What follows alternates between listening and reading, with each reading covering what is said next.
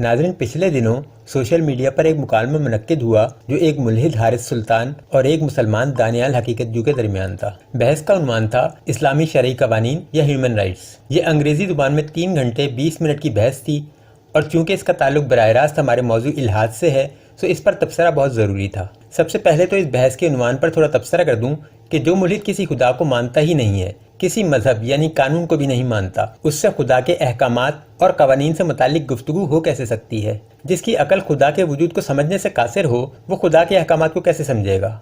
यहाँ गुफ्तगू का उन्वान खुदा का वजूद और मज़ाहिब की अहमियत होना चाहिए था। क्योंकि मैं मुल्हिदीन को बहुत अच्छे तरीके से जानता हूँ, लिहाजा इतना अंदाज़ा तो मुझे ये गुफ्तगू देखने से पहले ही हो गया था कि यहाँ गुफ्तगू असल में उसी मौजू पर होगी जो मैंने बताया है, और हुआ भी यही। 3 घंटे से ज़ायद की गुफ्तगू में कम से कम 60% गुफ्तगू मौजू से हटकर खुदा के वजूद और मज़ाहिब के तसव्वुरात के गिर्द घूमती रही।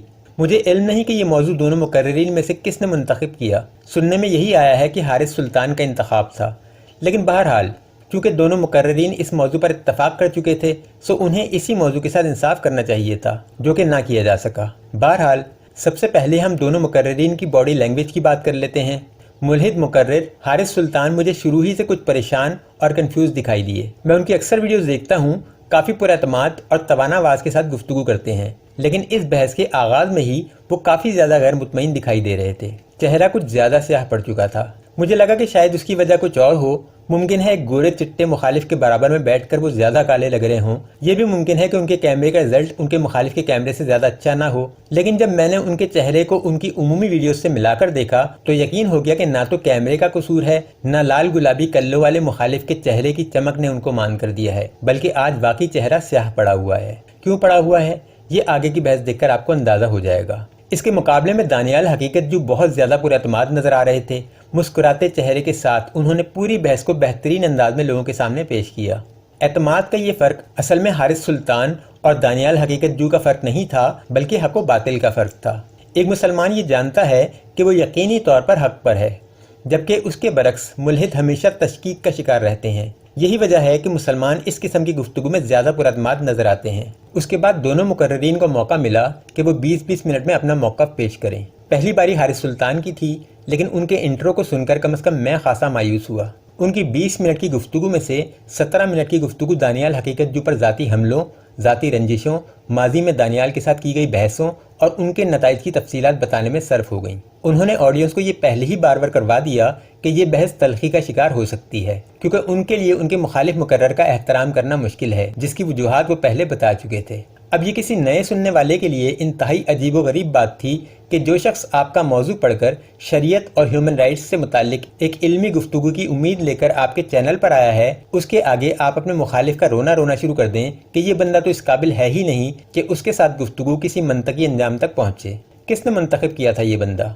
क्या दानियाल हकीकतजू को आपके मुखालिफ के तौर पर ऑडियंस ने किसी वोटिंग के नतीजे में मुंतखब किया, या फिर ये आपका अपना इंतखाब था, या फिर किसी ने आपकी कनपट्टी पर पिस्तौल रखकर आपको ज़बरदस्ती दानियाल के सामने मुकालमा करने बिठा दिया? वैसे जिस तरह उनका चेहरा स्याह पड़ा हुआ था और बार बार खुश्क हलक की प्यास को वो पानी से बुझाने में मसरूफ थे, ये सोचे बगैर के इस 3 घंटे की ब्रेक में सूसू ब्रेक भी मिलना मुश्किल है। लग यही रहा था कि किसी ने गन पॉइंट पर बिठाया हुआ है। फिर हारिस ने अपने पिछले मुबाहिसों के बारे में भी बताया कि वो किस किस के साथ बहस कर चुके हैं। उन्होंने ये भी कहा कि हमजा अली अब्बासी के साथ किए गए मुबाहिसे के बाद उन्हें बहुत से लोगों ने मैसेज किए कि हम मुसलमान थे और आपके इन मुबाहिसों के नतीजे में हमने इस्लाम छोड़ दिया।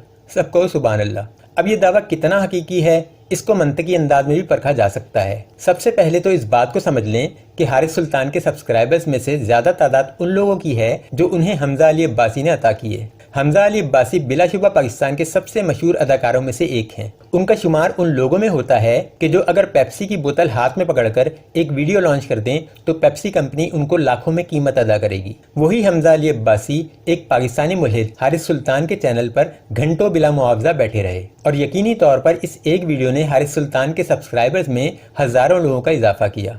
लेकिन इसके बावजूद हारिस सुल्तान के तमाम चैनल्स के कुल सब्सक्राइबर्स की तादाद 1 लाख بھی نہیں ہے، حالانکہ پاکستان میں الحاد کے حوالے سے سب سے زیادہ مشہور اس وقت یہی ہیں۔ پھر یہ اس بات کا بھی اعتراف کر چکے ہیں کہ ان کے 70% چاہنے والے پاکستان سے نہیں بلکہ انڈیا سے تعلق رکھتے ہیں، یعنی اس 1 لاکھ میں سے بھی پاکستانی صرف 30,000 کے لگ بھگ ہی ہوں گے۔ پھر اس 30,000 کی تعداد میں سے آپ کو مجھ جیسے نقاد بھی نکالنے پڑیں گے جنہوں نے حارث سلطان کو محض اس لیے سبسکرائب کیا ہوا ہے تاکہ اس پر تنقید کر سکیں۔ تو جو پیچھے لوگ بچ رہے ہیں وہ 22 کروڑ کی آبادی والے ملک کے لحاظ سے کافی شرمناک تعداد ہے۔ اس سے زیادہ تو ہمارے یہاں ہندو آباد ہیں۔ یہاں یہ اعتراض کیا جا سکتا ہے کہ لوگ اپنے آپ کو ایکسپوز نہیں کرتے، یا ضروری نہیں کہ تمام ملحد حارث سلطان کے چینل پر ہی آئیں۔ بے شک حقیقی دنیا میں لوگ اپنے آپ کو ایکسپوز نہ کر سکیں، لیکن سوشل میڈیا تو ان کے لیے سیف ہیون ہے۔ وہاں تو وہ کھل کر اپنے خیالات کا اظہار بھی کر سکتے ہیں اور اپنے ہم خیالوں میں بیٹھ بھی سکتے ہیں۔ دوسری بات کہ یہ ضروری نہیں کہ سارے ہی حارث سلطان کو جانتے ہوں، یہ مانا جا سکتا ہے، لیکن کسی حد تک۔ آپ ان کو 100 سے ضرب دے کر یہ فرض کر لیں کہ حارث سلطان کو پاکستان کے ملحدین میں سے صرف 1% لوگ جانتے ہیں، تب بھی پاکستان میں ملحدین کی تعداد 1 لاکھ سے اوپر نہیں جا سکتی۔ مزید یوں بھی کہا جا سکتا ہے کہ اور بھی ملحدین کے چینلز ہیں تو وہ سب یہی ہیں۔ یہ ایک ہی ٹولہ ہے جو آپ کو حارث سلطان کے ساتھ بھی بیٹھا ہوا نظر آئے گا اور غالب کمال کے ساتھ بھی۔ بہرحال حارث سلطان کا یہ دعویٰ کہ لوگ اسلام چھوڑ چھوڑ کر ملحد ہونے لگے، اس کی گواہی اعداد و شمار نہیں دے رہے۔ پھر حارث نے یہ امید ظاہر کی کہ اس مکالمے کے بعد بھی لوگ میسج کریں گے۔ بحث کے آغاز میں آپ کا اڑا ہوا رنگ بتا رہا ہے کہ آپ کی اس بحث سے کیا امیدیں وابستہ ہیں۔ مجھے تو بحث سن کر حیرت ہوئی کہ حارث سلطان وہ بندہ ہے جو کبھی ڈاکٹر ذاکر نائک کو چیلنج کرتا ہے تو کبھی کہتا ہے انجینئر محمد علی مرزا کو مجھ سے بات کرنی چاہیے، لیکن ایک ایسا مسلمان جس کو کم از کم میں تو پچھلے ہفتے تک نہیں جانتا تھا، اس کے سامنے بیٹھ کر نہ تو وہ بحث کا موضوع یاد رکھ سکے، نہ وہ بحث کے آداب سے آشنا ہو سکے۔ مخالف کچھ بھی کہتا رہے، وہ اپنا ایک پہلے سے لکھا ہوا مواد پڑھ کر لوگوں کو سناتے رہے۔ ان کے پاس لگتا ہے پلاننگ کا فقدان تھا۔ ان کی پہلی پلاننگ یہ تھی کہ انٹرو میں ہی اپنے مخالف پر اتنی کیچڑ اچھالیں کہ مکالمہ بدنظمی کا شکار ہو جائے۔ لیکن بھلا ہو دانیال حقیقت جو کا کہ انہوں نے ان کے کسی ایک بھی ذاتی حملے کا جواب ہی نہیں دیا، اور اپنے انٹرو میں ان کی وہ تمام تضحیک آمیز گفتگو نظر انداز کر کے موضوع کے مطابق اپنا موقف سامنے رکھ دیا۔ دوسری پلاننگ حارث سلطان کے پاس یہ تھی کہ کسی طرح خدا کا رد یا مذاہب کا رد ثابت کر دیا جائے تو شرعی قوانین خود بخود ہی رد ہو جائیں گے۔ یہ بھی پلاننگ فیل ہوئی، کیونکہ منطقی طور پر آپ خدا کو غلط ثابت کر بھی دیں تو شرعی قوانین کی افادیت اپنی جگہ موجود ہی رہے گی۔ آپ کو شرعی قوانین کو غلط ثابت کرنے کے لیے انہی کے نکات پر سوال اٹھانے پڑیں گے، نہ کہ ان کے خالق پر۔ یہ ایسے ہی ہے جیسے کوئی بلب کی ایجاد کو نقصان دہ ثابت کرنے کے لیے بلب کے موجد پر بے سروپا الزامات کی بارش کر دے۔ اس کی مزید تفصیل بھی آگے آئے گی۔ پھر حارث سلطان نے اس بحث میں جھوٹ کا بھی سہارا لیا، اس کی بھی میں تفصیل بیان کروں گا انشاءاللہ۔ تیسری پلاننگ حارث سلطان کی یہ تھی کہ سوال و جواب کے سیشن میں اپنا ایک ملحد بھائی اپوسٹیٹ پروفٹ بٹھا دیا جو مسلسل دانیال سے ہی سوال پوچھتا رہا۔ سوال و جواب کے پورے 1 گھنٹے کے سیشن میں جہاں دانیال سے 20 سوال پوچھے گئے، وہاں حارث سلطان بیٹھے منہ دیکھتے رہے۔ ان سے محض 2 سوال پوچھے گئے، یہاں تک کہ حارث سلطان مکالمہ ختم ہونے سے 15 منٹ پہلے ہی اپنا اختتامی بیان ریکارڈ کروا کر آف لائن ہو گئے، اور اس کے بعد بھی دانیال سوالوں کے جواب دیتے رہے۔ اور یہ اچھا ہی ہوا، میں خود سوال و جواب کے سیشن میں یہی سوچ رہا تھا کہ اس بیچارے کو فضول میں بٹھایا ہوا ہے، ہوسٹ کو خود ہی کہہ دینا چاہیے تھا کہ بھئی آپ تو گھر جاؤ، آپ کا اب یہاں کوئی کام نہیں۔ پھر دانیال کو پریشان کرنے کے لیے کامنٹس میں جو اپنا بندہ اپوسٹیٹ پروفٹ بٹھایا ہوا تھا، اسے بھی یہ نہیں پتا تھا کہ موضوع کیا ہے اور سوال کیا پوچھنے ہیں۔ وہ قرآن و حدیث کی سائنسی غلطیوں پر سوال پوچھتا رہا۔ اس نے کامنٹس میں 10 سوال پوچھے، دانیال نے ایک آدھے سوال کا جواب دیا، اس کے بعد معذرت کر لی کہ ایک ہی بندہ بار بار سوال پوچھ رہا ہے، پھر ان سوالوں کا موضوع سے کوئی تعلق بھی نہیں، یعنی شرعی قانون یا ہیومن رائٹس کے موضوع تلے وہ سوال یہ پوچھ رہا ہے کہ کیا سورج نکلنے سے پہلے سجدہ کر کے اللہ سے اجازت لیتا ہے۔ اب اس سوال کا ہیومن رائٹس یا شرعی قوانین سے کیا تعلق ہے، یہ تو کوئی ملحد ہی بتا سکتا ہے۔ اس کے برعکس دانیال نے اپنے 20 منٹ کے انٹرو کو بہترین دلائل سے مزین کیا۔ انہوں نے کلونیلزم پر اعداد و شمار پیش کیے اور حارث سلطان سے پوچھا کہ اگر ہیومن رائٹس اتنے ہی انسانیت کے لیے قابل قبول ہیں تو ان کو جنگوں کے ذریعے دوسری قوموں پر کیوں مسلط کیا جا رہا ہے۔ لوگوں کو ان کے فائدے بتائیں اور پھر ان کو خود فیصلہ کرنے دیں۔ جو چیز جنگ کے ذریعے مسلط کرنی پڑے وہ ظاہر انسانوں کے لیے قابل قبول نہیں ہو سکتی۔ یہ وہ دلیل تھی جس کا حارث سلطان آخر تک جواب نہ دے سکے۔ اس کے بعد حارث سلطان نے خدا کے عالم الغیب نہ ہونے پر دلائل دینے شروع کر دیے، حالانکہ اس معاملے کا موضوع سے کوئی تعلق نہیں تھا، لیکن انہوں نے از خود یہ منطقی تعویل گڑھ لی کہ اگر شرعی قوانین بنانے والا عالم الغیب نہ ہو تو قوانین کیسے درست ہو سکتے ہیں۔ اگر ان کی اس تعویل کو صحیح مان لیا جائے تو دنیا کے تمام قوانین بشمول فزکس کے قوانین کے سب غلط ثابت ہو جاتے ہیں۔ نیوٹن نے گریوٹی کا قانون دریافت کیا، لیکن چونکہ نیوٹن عالم الغیب نہیں تھا لہٰذا گریوٹی کا قانون ہی غلط ہے۔ سبحان اللہ۔ یہ بندہ ڈاکٹر ذاکر نائک اور انجینئر محمد علی مرزا کو چیلنج کرتا پھرتا تھا۔ بندے کو دعوے ہمیشہ اپنی اوقات کے مطابق کرنے چاہیے۔ ڈاکٹر ذاکر نے برادر کر کے کچا چبا جانا تھا اسے۔ بہرحال جو دلائل خدا کے عالم الغیب نہ ہونے پر پیش کیے گئے ان پر بھی تبصرہ ضروری ہے، کیونکہ یہاں جھوٹ کا سہارا لیا گیا۔ انہیں علم تھا کہ لائیو ڈیبیٹ میں اس قسم کے دلائل کو پرکھنا مخالف مقرر کے لیے آسان نہ ہوگا، سو انہوں نے اس بات کا بھرپور فائدہ اٹھایا، لیکن انہیں یہ نہیں بھولنا چاہیے تھا کہ اس کی ریکارڈنگ بھی ہو رہی ہے۔ جو انہوں نے کہا وہ میں پہلے آپ کو بتا دیتا ہوں، پھر اس میں سے جب ہم ان کی چالاکیاں اور ہوشیاریاں الگ کریں گے تو نتیجہ جو بھی نکلا وہ آپ کے سامنے ہوگا۔ انہوں نے خدا کے عالم الغیب نہ ہونے کی پہلی دلیل یہ پیش کی کہ اللہ نے سورہ نساء کی آیت نمبر 95 میں فرمایا ہے، گھر بیٹھنے والے مومن اور اللہ کی راہ میں جہاد کرنے والے مجاہد برابر نہیں ہو سکتے۔ اللہ ہمیشہ صحیح اور سچی بات کرتا ہے، جس نے بھی جہاد سے منہ موڑا کسی بھی وجہ سے اسے جہنم کی آگ میں جلایا جائے گا یا اس سے تعلق ترک کیا جائے گا۔ یا میں سب سے پہلے یہ وضاحت کر دوں کہ یہ غلط ترجمہ ہے۔ اب مجھے یہ اندازہ نہیں کہ یہ سارا انہوں نے ترجمہ ہی بیان کیا یا ترجمے کے ساتھ اپنے الفاظ بھی شامل کر دیے، لیکن یہ بات یقینی ہے کہ اس آیت میں وہ نقطہ بیان ہی نہیں ہوا جس سے حارث نے دلیل پکڑی ہے۔ میں آپ کو بعد میں پوری آیت، اس کا ترجمہ اور وہ حدیث بھی سناؤں گا اور پھر نتیجہ بھی، لیکن پہلے حارث کی پوری دلیل سن لیتے ہیں۔ آگے وہ کہتے ہیں کہ ترمذی کی حدیث نمبر 3033 کے مطابق یہ آیت سن کر ایک اندھا شخص سامنے آیا اور کہا، یا رسول اللہ صلی اللہ علیہ وآلہ وسلم، میرا کیا ہوگا؟ اگر میں معذور نہ ہوتا تو ضرور جہاد پر جاتا۔ جس پر نبی کریم صلی اللہ علیہ وآلہ وسلم کو غلطی کا احساس ہوا اور انہوں نے کہا کہ ابھی مزید وحی نازل ہو رہی ہے۔ پھر تھوڑی دیر بعد کہا کہ مجھ پر مزید وحی نازل ہوئی ہے کہ معذوروں کو چھوڑ کر باقی سب کے لیے یہ حکم ہے۔ اب اس پورے معاملے سے حارث سلطان نے یہ دلیل لی ہے کہ کیا عالم الغیب کا دعویٰ کرنے والے خدا کو پہلے علم نہیں تھا کہ اس حکم سے معذور بھی جہنم کے مستحق ہو جائیں گے؟ اس نے شکایت کی، تب اس وحی کو مزید اپڈیٹ کرنا پڑا۔ یہ تو ہو گیا حارث کا قصہ جو انہوں نے سنایا۔ اب میں آپ کے سامنے اصل واقعہ رکھتا ہوں، جس کے بعد آپ پر پوری بات واضح ہو جائے گی کہ کس طرح جھوٹ بول کر اور آیت کا ترجمہ غلط کر کے دو مختلف معاملات کو آپس میں ملایا گیا اور یہ تاثر پیدا کیا گیا۔ حارث سلطان نے کہا کہ سورہ نساء کی آیت نمبر 95 میں اللہ تعالیٰ نے یہ کہا کہ جو گھر میں بیٹھے رہیں گے اور جہاد پر نہیں جائیں گے وہ جہنم میں جائیں گے۔ اب میں پہلے اس آیت کا ترجمہ پیش کر دیتا ہوں تاکہ سب سے پہلی بات تو واضح ہو کہ کیا واقعی اللہ تعالیٰ نے یہ بات اسی آیت میں فرمائی ہے۔ اللہ تعالیٰ فرماتے ہیں سورہ نساء کی آیت نمبر 95 میں، اپنی جانوں اور مالوں سے اللہ کی راہ میں جہاد کرنے والے مومن اور بغیر عذر کے بیٹھے رہنے والے مومن برابر نہیں۔ اپنے مالوں اور اپنی جانوں سے جہاد کرنے والوں کو بیٹھ رہنے والوں پر اللہ تعالیٰ نے درجوں میں فضیلت دی ہے، اور یوں تو اللہ تعالیٰ ہر ایک کو خوبی اور اچھائی کا وعدہ دیا ہے، لیکن مجاہدین کو بیٹھ رہنے والوں پر بہت بڑے اجر کی فضیلت دے رکھی ہے۔ اب یہاں اگر آپ خود بھی غور کر لیں تو معلوم ہوگا کہ یہ پوری امت پر جہاد کے فرض ہو جانے والی آیت ہی نہیں ہے، تبھی اس آیت میں جہاد پر نہ جانے والوں کو جہنم میں جانے کی وعید نہیں دی گئی، بلکہ انہیں بھی مومن ہی کہہ کر پکارا گیا ہے۔ یہ وہ آیت ہے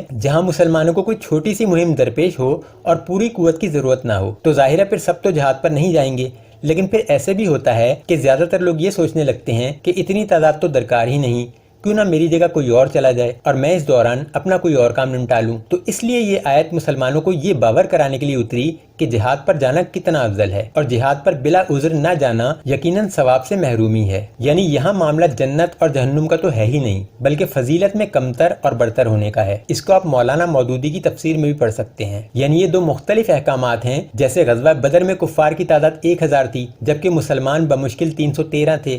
ایسے میں کچھ لوگ گھر بیٹھ جاتے تو یقیناً ان کو معاف نہیں کیا جا سکتا تھا، لیکن جب مسلمانوں کی طاقت بڑھ گئی تو تمام فوج کو ایک محاذ پر نہیں بھیجا جاتا تھا، بعض جگہ ایک چھوٹا سا لشکر بھیج کر مطلوبہ ہدف حاصل کر لیا جاتا۔ اب سوال یہ ہے کہ حارث سلطان نے جھوٹ کیوں بولا، جبکہ وہ بڑی آسانی سے قرآن سے وہ دوسری آیت بھی لے سکتا تھا جہاں پوری امت پر جہاد فرض ہو جانے کے بعد بیٹھے رہنے والے منافقین کے لیے جہنم کی وعید دی گئی ہے۔ یہ بات سورہ التوبہ کی آیت نمبر 81 میں کی گئی ہے۔ اس کی وجہ یہ ہے کہ جس حدیث سے انہوں نے اپنے اس جھوٹ کو تقویت دینی تھی وہ حدیث سورہ نساء کی آیت سے متعلق ہے، سورہ توبہ سے متعلق نہیں ہے۔ تو انہوں نے کیا یہ کہ سورہ نساء کی آیت کا ترجمہ تبدیل کیا اور اس کے بعد آپ کو حدیث سنا کر یہ باور کروایا کہ اس غلطی سے ایک نابینا شخص جہنم میں جا سکتا تھا۔ پہلے ذرا حدیث بھی آپ کے سامنے پیش کر دیتا ہوں، آپ اسے بھی پڑھ لیں۔ اس حدیث کے مطابق جس وقت سورہ نساء کی آیت نمبر 95 نازل ہوئی تو اس میں غیر اولی الضرری کے الفاظ شامل نہیں تھے، جس پر ابن مکتوم جو کہ مسجد نبوی کے مؤذن بھی تھے اور نابینا تھے، انہیں فکر لاحق ہوئی کہ ہم تو محض معذور ہونے کی بنا پر اس ثواب سے محروم رہ جائیں گے۔ سو وہ نبی کریم صلی اللہ علیہ وآلہ وسلم کی خدمت میں پیش ہوئے اور عرض کی کہ یا رسول اللہ، قسم اللہ کی اگر میں جہاد کی طاقت رکھتا تو ضرور جہاد کرتا۔ اس پر اللہ تعالیٰ نے اپنے رسول پر آیت غیر اولی الضرری نازل فرمائی۔ اب اگر آپ یہ پورا واقعہ یوں پڑھیں تو آپ کو علم ہوگا کہ یہاں اعتراض اللہ تعالیٰ کی لا علمی پر کیا ہی نہیں جا سکتا، بلکہ اب یہ معاملہ اللہ تعالیٰ کی رحمت کی دلیل کے طور پر پیش کیا جا سکتا ہے۔ جس کام کا ابن مکتوم انعام مانگنے آئے تھے وہ کام انہوں نے کیا ہی نہیں تھا اور نہ ہی کر سکتے تھے، لیکن ان کی فرمائش پر اللہ تعالیٰ نے کمال رحمت کا مظاہرہ کرتے ہوئے نہ صرف ان کو بلکہ تمام معذوروں کو اس ثواب میں بغیر کسی مشقت کے شامل فرما لیا۔ یہ ایسے ہی ہے جیسے کوئی بادشاہ اعلان کرے کہ جو شخص میرے تخت کو ایک ہاتھ سے اٹھائے گا اسے 100 سونے کی اشرفیاں دی جائیں گی۔ ایسے میں ایک معذور شخص التجا کرے کہ حضور کاش میں معذور نہ ہوتا تو تخت اٹھا کر اشرفیوں کا حقدار ٹھہرتا، اور بادشاہ اسے آگے سے یہ کہہ دے کہ جا تجھے بغیر تخت اٹھائے ہی میں 100 سونے کی اشرفیاں دیتا ہوں، بلکہ تیرے اس مانگنے کی نسبت سے شہر میں جتنے بھی معذور ہیں ان سب کے لیے بھی 100 اشرفیوں کا انعام ہے۔ ایک حدیث کے مطابق ایک مجاہد جب جہاد کے لیے جاتا ہے تو اس کے گھر سے نکلنے سے لے کر واپس آ جانے تک کا ہر لمحہ عبادت تصور کیا جاتا ہے۔ یہ غیر معمولی ثواب ابن مکتوم کی نسبت سے قیامت تک آنے والے ہر معذور کو بغیر کسی مشقت کے دے دیا گیا، صرف اس کے دل میں جہاد کی خواہش ہونی چاہیے۔ اس پر اعتراض کرنا ایسے ہی ہے جیسے اللہ تعالیٰ سے دعا میں کوئی چیز مانگی جائے اور جب اللہ تعالیٰ عطا کر دے تو اعتراض کر دیا جائے کہ کیا اللہ تعالیٰ کو پہلے نہیں پتا تھا کہ مجھے یہ چیز درکار ہے۔ سبحان اللہ۔ تو یہ ایک بہت بڑا جھوٹ اس بحث کے دوران باندھا گیا جس کی وضاحت بہت ضروری تھی۔ اس کے بعد مزید مثالیں بھی لی گئیں جو اسی نوعیت کی تھیں، لیکن ایسی مثالوں سے اگر آپ اللہ تعالیٰ کے علم پر سوال اٹھائیں گے تو ان سے تو قرآن و حدیث بھرے پڑے ہیں۔ نمازیں 50 فرض ہوئی تھیں، لیکن نبی کریم صلی اللہ علیہ وآلہ وسلم نے اللہ تعالیٰ سے فرمائش کروا کے 5 کروا لی۔ اس پر کیا اعتراض کریں گے کہ اللہ کو علم نہیں تھا؟ ہم جانتے ہیں کہ بہت سے معاملات میں نبی کریم صلی اللہ علیہ وآلہ وسلم کی سفارش کے نتیجے میں امت کے لیے آسانیاں پیدا ہوئی ہیں۔ ان تمام معاملات سے علم الغیب والا وہ نتیجہ نہیں نکلتا جو حارث سلطان نے نکالا، بلکہ یہ تمام معاملات ایسے ہی لکھے تھے جیسے ہوئے ہیں۔ بہرحال حارث سلطان نے شرعی قوانین کو غلط ثابت کرنے کے لیے شرعی قوانین کے خالق کے علم پر سوال اٹھانے کی کوشش کی، لیکن اس میں بھی ناکام ہی رہے۔ جھوٹ کے سہارے آپ وقتی طور پر کوئی فائدہ اٹھا سکتے تھے، لیکن جب ویڈیو بن رہی ہو تو جھوٹ نہیں بولنا چاہیے، ورنہ بعد میں شرمندگی ہوتی ہے۔ دانیال حقیقت جو نے بہرحال ان اعتراضات کو بغیر جواب دیے اس لیے رد کر دیا کہ یہ موضوع کے مطابق نہیں تھے۔ اس کے بعد حارث اپنے پسندیدہ موضوع لونڈیوں پر آ گئے۔ غلام اور لونڈیوں کے موضوع پر میں ایک تفصیلی ویڈیو بنا چکا ہوں، لہٰذا اس کی تفصیل میں ہم زیادہ نہیں جائیں گے، لیکن ایک اور جھوٹ جو حارث سلطان نے بولا وہ بھی سن لیں۔ انہوں نے بخاری کی حدیث نمبر 4138 کا حوالہ دے کر کہا کہ ابو سعید نے کہا کہ غزوہ بنی المصطلق کے دوران ہمارے پاس کچھ قیدی خواتین تھیں۔ ہم نے نبی کریم صلی اللہ علیہ وآلہ وسلم سے پوچھا کہ کیا عزل کر سکتے ہیں؟ یہاں حارث سلطان نے انگریزی میں کچھ اور الفاظ استعمال کیے تھے جن کا قریب ترین ترجمہ کچھ اور ہے، لیکن مراد چونکہ عزل ہی ہے تو ہم عزل کی ہی بات کریں گے۔ نبی نے فرمایا جو چاہو کرو، اللہ پریگننسی کو کنٹرول کرے گا۔ اب اس کا اردو ترجمہ میں نے اس لیے نہیں کیا کہ اس کا ترجمہ کچھ اور بنتا ہے جبکہ حدیث میں یہ الفاظ نہیں ہیں۔ حدیث میں کیا الفاظ ہیں وہ آپ خود پڑھ لیں۔ یہاں حارث سلطان کے ان الفاظ سے کہ اللہ ول کنٹرول دا پریگننسی یہی مراد لی جا سکتی ہے کہ اللہ حمل کو روک دے گا، لیکن حدیث میں الفاظ یہ ہیں کہ اگر تم عزل نہ بھی کرو پھر بھی کوئی حرج نہیں، کیونکہ قیامت تک جو جان پیدا ہونے والی ہے وہ ضرور پیدا ہو کر رہے گی۔ ان دونوں باتوں میں زمین آسمان کا فرق ہے۔ بہرحال اس کے بعد حارث نے کہا کہ یہ جیتی جاگتی خواتین تھیں۔ یا میں حارث سلطان سے پوچھنا چاہوں گا کہ عافیہ صدیقی کیا کسی بے جان گڑیا کا نام ہے جسے امریکیوں نے اپنے ہاں غلام بنا کر رکھا ہوا ہے؟ اور کیا امریکہ میں اسلامی شریعت نافذ ہے؟ اب اس کے جواب میں اگر حارث سلطان یہ کہیں کہ اسے صرف 86 سال کی سزا ہوئی ہے تو کیا 86 سال بعد وہ زندہ رہے گی؟ جنگی قیدی کے ساتھ جو دنیا میں کل ہوتا تھا وہی آج بھی ہوتا ہے۔ کل کھلے عام ہوتا تھا، آج تہذیب کے پردے میں ہوتا ہے، لیکن ہوتا وہی کچھ ہے۔ اس پر دانیال حقیقت جو نے بھی بہت اچھے دلائل پیش کیے کہ امریکہ نے جو افغانستان پر اندھی بمباری کی وہ زیادہ برا کام تھا یہ کسی خاتون کو لونڈی بنا لینا۔ اب یہاں تھوڑا سا نظریات کا بھی فرق ہے۔ جو مسلمان حارث سلطان کی طرح انڈین فلمیں دیکھ دیکھ کر جوان ہوتے ہیں ان کے دل و دماغ میں ایک تصور بیٹھ جاتا ہے کہ عورت کی عزت لٹنے لگتی ہے تو وہ کنویں میں کود کر جان دے دیتی ہے۔ آپ آج بھی کسی ہندو سے پوچھیں کہ عورت کی عزت لٹ رہی ہو تو کیا وہ کنویں میں کود کر جان دے سکتی ہے، تو ہندو یہی کہے گا کہ بالکل ایسا ہی کرنا چاہیے۔ لیکن مسلمانوں کا یہ نظریہ نہیں ہے۔ مسلمانوں میں عزت لوٹنے کا کوئی تصور ہی نہیں ہے۔ کسی خاتون کے ساتھ ایسا حادثہ پیش آ جائے تو اسے مظلوم کہا جائے گا، نہ کہ ایک بے عزت خاتون کا درجہ دے دیا جائے گا۔ پھر اگر یہ پوچھا جائے کہ کیا عزت بچانے کے لیے کنویں میں کود کر جان دی جا سکتی ہے تو صاحب علم یہی کہے گا کہ جی نہیں، جان ہر شے پر مقدم ہے اور یہ کوئی نازک صورتحال نہیں ہے۔ بڑا کلیئر کٹ موقف ہے۔ حارث سلطان اس بات کو سمجھنے سے اس لیے قاصر ہیں کہ ان پر ہندوازم کے زیادہ اثرات ہیں۔ اٹھتے بیٹھتے ہندوؤں کے ساتھ ہیں، فین فالوئنگ زیادہ تر انڈیا کی ہے، اسلامی معلومات کے لیے تو ان کے پاس صرف پمفلیٹس کا سہارا ہے، جنگ میں جو قیدی پکڑے جاتے ہیں وہ عموماً قتل ہی کر دیے جاتے ہیں، تو اگر مسلمان غلام اور لونڈی بنانے کو ترجیح دیتے ہیں تو یہ مسلمانوں کا احسان ہے ان قیدیوں پر، کبھی نہ کبھی رہائی کی امید تو ہوگی۔ اسلام میں تو ایسے کئی معاملات ہیں جہاں کسی گناہ کا کفارہ ایک غلام آزاد کرنا ہے، تو بیٹھ کر دعا مانگتے رہیں کہ کسی مسلمان کا روزہ وضو ٹوٹ جائے اور ہم میں سے کسی ایک کو آزادی ملے۔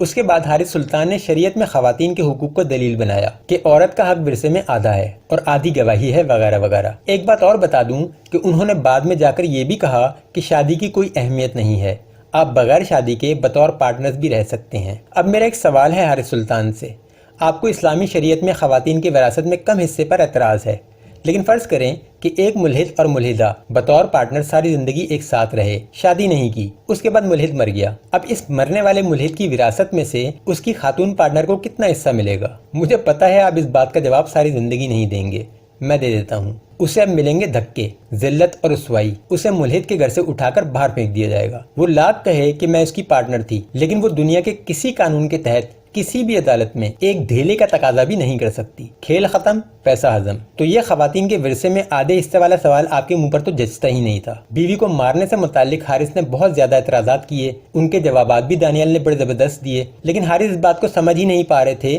کہ بیوی کو مارا اس صورت میں جاتا ہے جب اسے طلاق نہ دینی ہو یا وہ خود طلاق لینا نہ چاہتی ہو، ورنہ طلاق کا راستہ شروع میں تو بہت آسان لگتا ہے، ذرا سی بیوی غلطی کرے اسے ہاتھ نہ لگائیں، بس مسکرا کر انتہائی خوش اخلاقی سے اسے طلاق دے کر گھر بھجوا دیں۔ لیکن فرض کریں ان کے 2-4 بچے بھی ہیں، تو کیا اس طلاق کے اثرات ان بچوں تک نہیں جائیں گے؟ کسی بھی جھگڑے میں یا تو مرد قصوروار ہو سکتا ہے یا عورت، بچوں کا تو کوئی قصور ہی نہیں ہے لیکن بچے سزا بھگتیں گے، تو بہتر یہی ہے کہ طلاق جیسے انتہائی قدم تک جانے سے پہلے ڈانٹ پھٹکار کر یا تھوڑا سا مار کر اس رشتے کو ٹوٹنے سے بچا لیا جائے۔ اس موضوع پر میری مکمل ویڈیو موجود ہے اور وہ حارث سلطان نے دیکھی بھی ہے، مجھے یقین ہے، لیکن ان کا مقصد سمجھنا نہیں بلکہ لوگوں کے دلوں میں وسوسے پیدا کرنا ہے۔ یہ میں نے چند اہم نکات حارث سلطان کے اعتراضات پر پیش کیے ہیں۔ جو اعتراضات دانیال نے ہیومن رائٹس پر اٹھائے ان کے تو حارث نے جواب ہی نہیں دیے۔ ان کی کوشش یہ تھی کہ کسی طرح پوری بحث اسلام، خدا اور مذاہب کے گرد گھومتی رہے۔ پھر سوال و جواب کا سلسلہ شروع ہوا جس میں حارث سے بمشکل 2 سوال پوچھے گئے، جن میں سے ایک سوال حارث سے پوچھا گیا کہ حارث نے اسلام سے متعلق علم کتابیں پڑھ کر حاصل کیا ہے یا فاکس نیوز دیکھ کر، جس کا جواب حارث نے یہ دیا کہ انہوں نے قرآن اور سیاستہ پڑھی ہیں، فقہ کا علم انہوں نے مختلف پمفلٹ پڑھ کر حاصل کیا ہے۔ شاید یہی وجہ تھی کہ حارث جہاد سے متعلق آیت میں کنفیوز تھے اور انہیں پتہ ہی نہیں تھا کہ جہاد کی کتنی قسمیں ہیں اور کس طرح صورتحال بدلتے ہی حکم بدل جاتا ہے۔ بہرحال پھر حارث سلطان کے دوست اپوسٹیٹ پروفٹ کامنٹس میں آ گئے اور دانیال سے سائنس سے متعلق سوال پوچھنے لگ گئے، جس کے بارے میں آپ کو شروع میں بتا چکا۔ اور پھر حارث سلطان نے جب دیکھا کہ میرے لیے تو کوئی سوال ہی نہیں آ رہا تو ہوسٹ سے کہا کہ میں نے اتنے اچھے انداز میں اپنی بات لوگوں تک پہنچائی ہے کہ اب کسی کو ضرورت ہی نہیں کہ مجھ سے سوال پوچھیں، سو میرا اختتامی بیان ریکارڈ کر کے مجھے تو چھٹی دیں، باقی دانیال جانے اور دانیال کا کام۔ ان کے آف لائن ہو جانے کے بعد بھی دانیال لوگوں کے سوالوں کے جواب دیتے رہے اور پھر آخر میں انہوں نے اپنا اختتامی بیان ریکارڈ کروایا اور بحث اپنے انجام کو پہنچی۔ میری رائے میں جو لوگ دین اسلام سے متعلق تشکیک کا شکار رہتے ہیں انہیں یہ مکالمہ ضرور دیکھنا چاہیے تاکہ اندازہ ہو کہ ملحد کے کھانے کے دانت اور ہوتے ہیں، دکھانے کے اور۔ اللہ تعالی ہمیں ہر قسم کی برائی کے شر سے محفوظ رکھے، آمین۔